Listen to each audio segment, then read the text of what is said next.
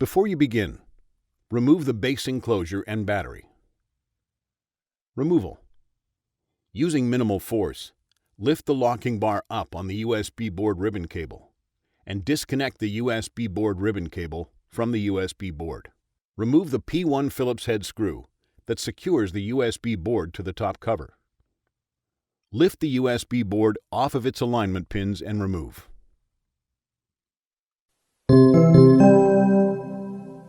Replacement.